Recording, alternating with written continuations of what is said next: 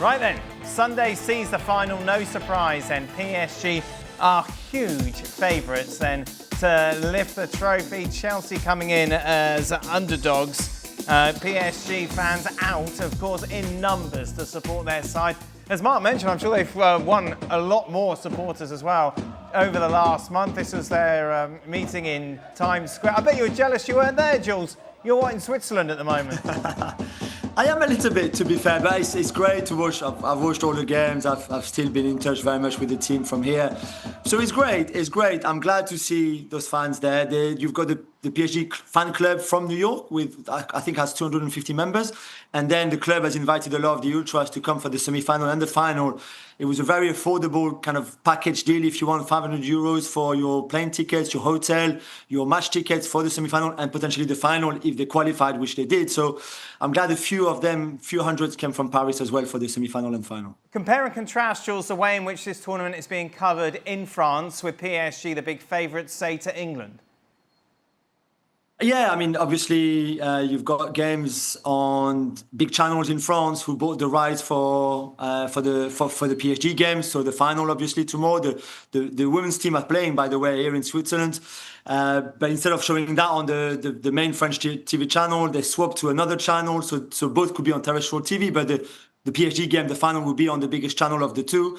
And all along, the coverage from L'Équipe newspaper, for example, has been great. From the Parisien newspaper, it's double pages, 3 pages every day, pretty much, to follow the team. And because, as Mark said, PSG have done so well, because they're in course for what would be an incredible 5th title in this one, and potentially 6th with the Spurs game. And then, let's not forget, there's also the Intercontinental Cup coming in December. That's still on. Yeah, that's still on, despite this Club World Cup. They might win 7 titles in the season, which nobody has ever done because there was no Club World Cup before. So it's a very much a historical season potentially for them, and that's been covered heavily in France. Meanwhile, in England, Oggy, I suppose you've had Wimbledon, you've got Test cricket. It seems that transfer talk still seems to be making bigger headlines than what we've seen happen here.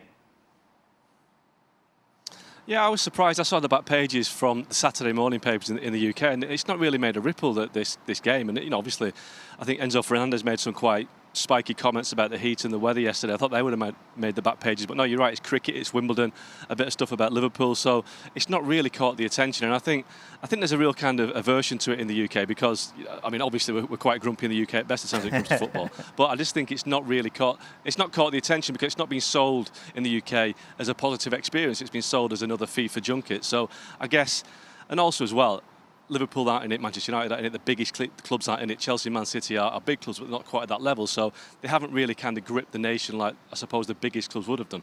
Right then, Robbo, how do you stop PSG? There's 2 things that Chelsea will need to do very well. And the first one is, and I've seen it happen to PSG on 2 or 3 occasions, but Arsenal did it in the very first game when PSG weren't playing particularly well, and then in the second leg of the semi-final. And it's almost, you've got to lock them down one side of the field. And I've seen it happen a couple of times. Bayern did it quite well. So you almost let the ball go to the left-sided centre-half, who will be Beraldo in the game tomorrow, and almost force him to pass it to Mendy, who goes quite deep. And then go and block them playing it back and block them playing into midfield. And they play a straight ball, and it happened many, many times. They play a straight ball to Kvaratskhelia, and that's when he's not so good with his back to goal. And I'm laughing, Robbo, because I stopped listening after about 5 seconds. But you asked me, and that's how. I know. That's how they won. Teams have won the ball back against them the most. And the other thing they've got to do with Cucurella on the left-hand side, he likes to press in. Is he going to press against Hakimi and really go up the field? And he's got to then get Colville, who will probably play on the left-hand side, to come across and mark Doué. That's a big decision that the manager's got to make. That's a big decision that Cucurella's got to make. Does he leave Doué and come and close Hakimi down before he can get a run on him, or does he drop off and try and hope that Neto goes back with him or Nkunku goes back with him? I think it's got to be the former. Do you agree, Stevie? I'm kind of going to go old school. I think you just let them have the ball and back off. You know, even if you do what Rob was talking about, you still have to be at your very best with your front guys closing and the spacings all over the field. And even if you're at your best doing that, if they're at their very best with the ball, you're still going to struggle. What I was saying is, at those moments when you think, right, this is the time, this is the trigger. We've got the left centre half's got it. They're going to go to the fullback. Now we've got 2 or 3 seconds maybe to go and press. The other times, I agree, you've got to let them have the ball, be compact and do what Real Madrid didn't do, which is have too many spaces and the midfield players didn't go and close down.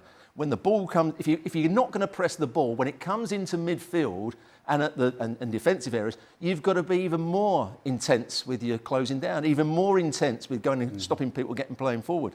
Real Madrid didn't do that. They weren't closing people down in the front areas. The midfield players just stood in their position and allowed PSG's midfield to run around them. And then the back players made bad decisions to come out and press the ball at the wrong time. And Chelsea can't afford to do that. And again, that's coming from on the board, in theory.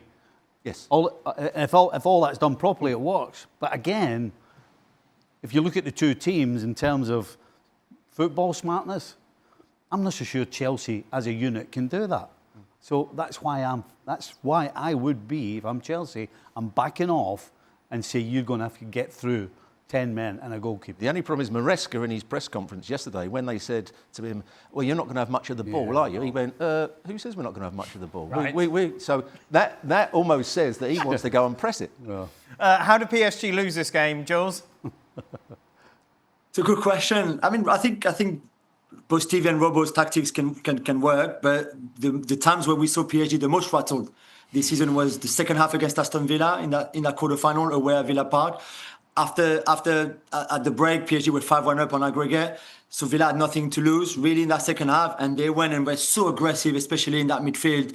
They had a very solid, strong physical midfield at the time, with Kamara and McGinn and Tielemans and Onana, and they really went for it. And they went for Vitinha, and they went for Neves, and they went for Ruiz, and that disturbed PSG a lot with the ball, and they recovered the ball quite high and then created some chances. Arsenal, like Robo said, semi-final, second leg, the first 20 minutes, if Odegaard scored that chance, and 0-0, then they can come back again. But they were, again, very aggressive, very front-footed. The problem is, and we saw Bayern doing that, is that if in your press, when you're front-footed, you don't get the ball back like you want to, PSG are through you, and then they will create chance after chance. So it's very difficult. I think it's finding the right balance really between the two tactics that Stevie and Robo just explained. Sometimes playing deeper and sometimes going for it, but you can't get it wrong if you go and press them high, because if they go through you, then on the other hand, it will be a big chance for them.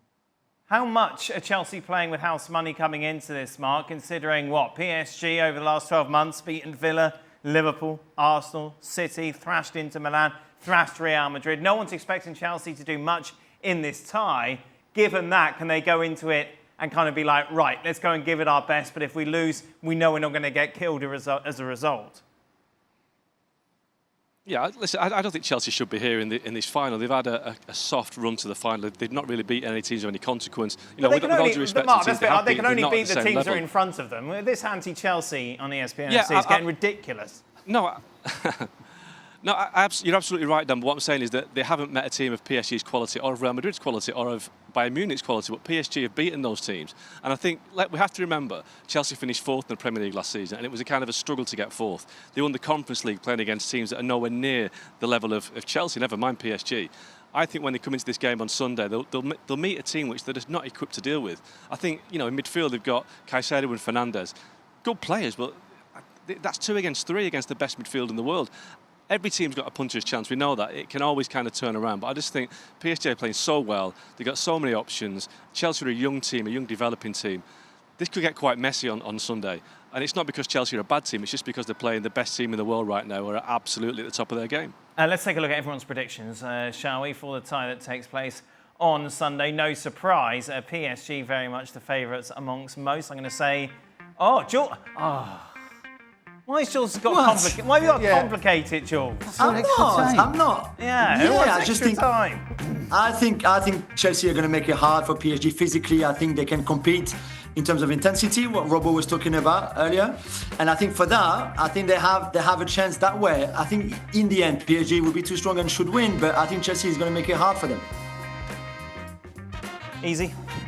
We're talking about PSG as they played against Inter, and we talk about PSG as they played against Real Madrid. But I saw moments in the Bayern Munich game where Bayern Munich caused them 1 or 2 problems. And in the first half, were probably the better team. I've seen Arsenal cause them 1 or 2 problems. Jules talked about Aston Villa causing them problems. They aren't, in my view, anywhere near as good as Barcelona were all those years ago, because they can still have some off days. But you still fancy they're still better than Chelsea, but not miles better than them. I can't come up with a reason. why Chelsea win this, to be honest. I think back, middle and front, PSG are stronger. The old classic, how many Chelsea players get in the PSG team? Not many. Will PSG have a parade for this one, Jules? No parade is planned for it. No parade. All right, mate. Thank you very much. Everybody's going to go on holidays as soon as the game is I finished. bet they are. Just a reminder then, you've got PSG against Chelsea live on DAZN. That is tomorrow, the final of the Club World Cup. Kicks off at 3 p.m. Eastern.